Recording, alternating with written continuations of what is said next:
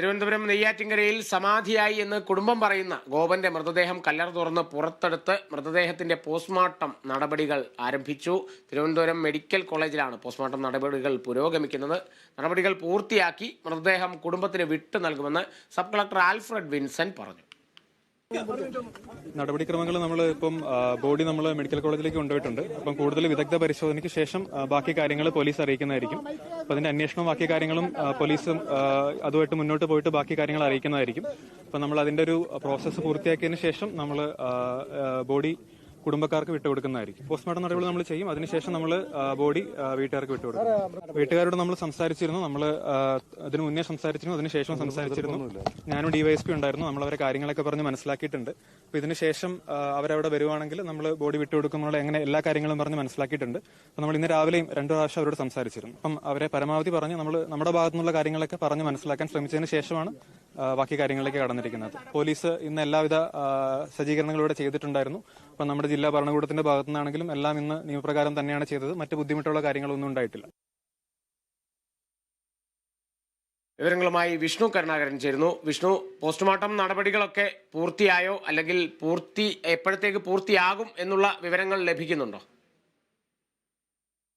Postmortem നടപടികൾ ഇപ്പോൾ പുരോഗമിക്കുകയാണ്. ഏതായാലും ഈ പോസ്റ്റ്മോർട്ടത്തിന്റെ ഫലം വന്നാൽ മാത്രമാണ് പോലീസ് ഈ കേസിലെ നിഗൂഢത അഴിക്കാനായി സാധിക്കുകയുള്ളൂ. അതായത് ഈ ഗോപൻ സ്വാമി എന്ന് പറയുന്ന വ്യക്തി മരണപ്പെട്ടത് എങ്ങനെയാണ് എന്നുള്ളത് പോസ്റ്റ്മോർട്ടത്തിന്റെ ഫലത്തിൽ നിന്ന് മാത്രമാണ് അറിയാൻ സാധിക്കുക. അതിനുവേണ്ടിയാണ് കൃത്യമായി ഇന്ന് തന്നെ കല്ലറ പൊളിച്ച് പോലീസ് നടപടി പൂർത്തിയാക്കിയത്. ഏതായാലും ഇൻക്വസ്റ്റ് നടപടികൾ ആദ്യം തന്നെ കഴിഞ്ഞിരുന്നു. വളരെ പെട്ടെന്ന് തന്നെ പോസ്റ്റ്മോർട്ടത്തിനായി അയച്ചിരുന്നു. പോസ്റ്റ്മോർട്ടം നടപടികൾ ഇന്ന് തന്നെ പൂർത്തിയാക്കി വളരെ വേഗത്തിൽ റിപ്പോർട്ട് എത്തിക്കാനുള്ള ശ്രമത്തിലാണ് പോലീസ്. ഏതായാലും ജില്ലാ ഭരണകൂടവും അതിനായുള്ള ശ്രമം നടത്തിയിട്ടുണ്ട്.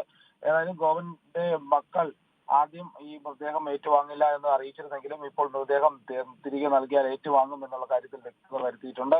ഏതായാലും ഈ രാവിലെ തന്നെ ഇന്ന് ഈ കല്ലറ പൊളിച്ച് പരിശോധന നടത്തിയിരുന്നു. അതിന് പിന്നാലെയാണ് ഇപ്പോൾ പോസ്റ്റ്മോർട്ടം നടപടികൾ പുരോഗമിക്കുന്നത്. തീർച്ചയായും വിഷ്ണു, എന്തായാലും ആ ഒരു നടപടികളൊക്കെ പുരോഗമിക്കുന്നുണ്ട്. ഇതിനെ സംബന്ധിച്ച് DNA പരിശോധനയ്ക്കും അയക്കും എന്നുകൂടി പറഞ്ഞിരിക്കുന്നുണ്ട്. DNA പരിശോധനയ്ക്ക് അയച്ചു എന്ന് തന്നെയാണ് മനസ്സിലാക്കാൻ സാധിക്കുന്നത്. അതങ്ങനെ തന്നെയല്ലേ?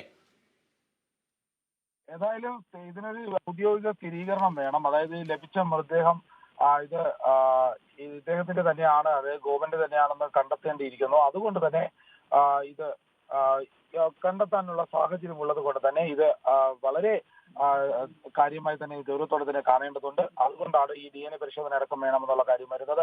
അതോടൊപ്പം തന്നെ ഇനി പോസ്റ്റ്മോർട്ടം റിപ്പോർട്ടിൽ ഈ പരിശോധന ഫലവും ഔദ്യോഗികമായ ഒരു സ്ഥിരീകരണം മൃതദേഹം ഗോപന്റെ തന്നെ സ്ഥിരീകരണം വേണം. അതിനുശേഷം പോസ്റ്റ്മോർട്ടം റിപ്പോർട്ടിന്റെ ഫലം കൂടി പരിശോധിച്ചായിരിക്കും പോലീസ് ഇനി മുന്നോട്ടുള്ള നടപടികൾ സ്വീകരിക്കുന്നത്.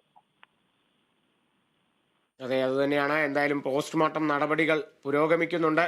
DNA പരിശോധനയ്ക്കും സാമ്പിളുകൾ അയച്ചിരിക്കുന്നു എന്ന് തന്നെ മനസ്സിലാക്കാൻ സാധിക്കുന്നു. ശേഷമാകും കൃത്യമായ വിവരങ്ങൾ നമുക്ക് ലഭിക്കുക. വിഷ്ണു കരുണാകരനാണ് തിരുവനന്തപുരത്തു നിന്നും വിവരങ്ങൾ നൽകിയത്.